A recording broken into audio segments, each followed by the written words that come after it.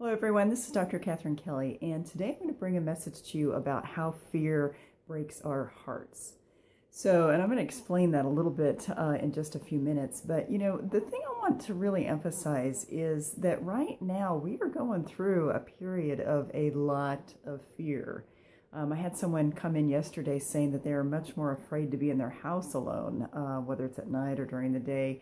I've had people saying that they're afraid to kind of go out in public because they feel like there's so much anger energy.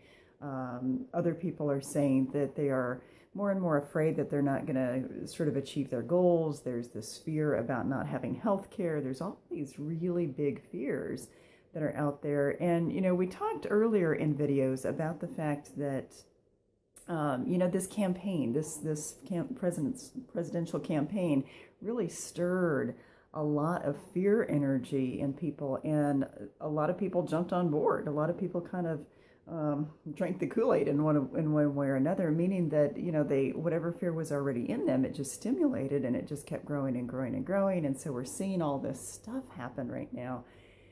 But that collective fear energy is weighing a lot of people down.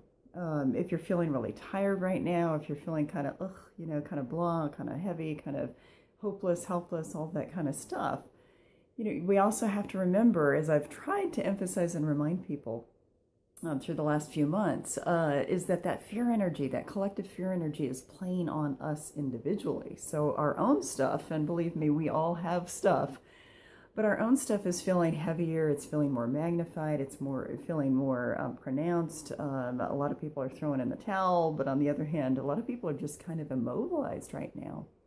So how does fear break our heart? You have to remember also that there are really only two emotions. There's either fear or there is love. So all negatively charged emotions are fear-based. So anger, regret, frustration, irritation, sadness, all of those are fear-based emotions. We're afraid that we're going to lose something. We're afraid that someone's going to threaten us. We are afraid that something's going to be taken away from us. All of those are fear-based emotions. Whereas love is basically all of the positively charged emotions. Now, I'm not saying negative and positive in terms of judgment. There's no judgment about emotions. It's just the charge of the emotion.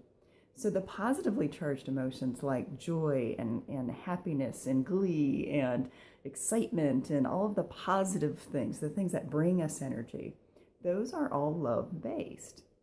So we can go into joy being, gosh, I love the smell of these flowers. Or we can go to the excitement of, gosh, I'm so excited and I love having that excitement about going to this event or seeing you someday or whatever it might be. Those are all love-based emotions.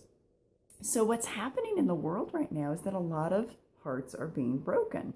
And what I mean by that is there's a lot of that love that is starting to seep away. A lot of that joy, a lot of that excitement, a lot of that anticipation is seeping away, kind of just going away. But because that fear energy is so heavy, it's kind of suppressing everything in many, many ways.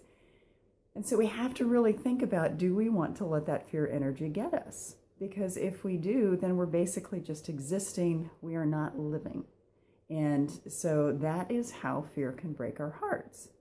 And, this is a test for all of us. Those of us who really think about the grander scheme of things, the universe, how things work, and the evolution of where we're supposed to be going. Again, the surface, on face value, things look like they're going backwards. But really, this is a test to see, are we going to allow ourselves to go backwards? Are we going to allow ourselves to break our hearts and go to fear? Or are we going to go forward and say, no matter what, this stuff's not going to get me. I'm going to move forward and move beyond it. So this is a test for all of us to see, do we let fear break our hearts? Do we let love go away? Do we let love consciousness kind of go by the wayside? And, 2012 was all about shifting from a very fear-based living into a love-based living. But that doesn't mean it's going to happen like that. What it means is that we have to work at it. That is evolution. We have to consciously decide that we are going to overcome fear and go toward love, which means community, which means oneness, which means kindness to one another and unconditional positive regard toward one another, which is the exact opposite of what's happening with this division that's going on. And so we have to just kind of step back and look at this from a bigger, framework, widening the lens a bit to see, are we going to let fear break our hearts? Because it's an individual choice that affects all of the population. So, we have to think individually, are we going to let fear break us and break our hearts, or are we going to work toward love regardless? And it's an individual choice, but boy, does it impact everybody around us. And I've seen this, I've felt this, I've experienced this, I hear it every day in my therapy office.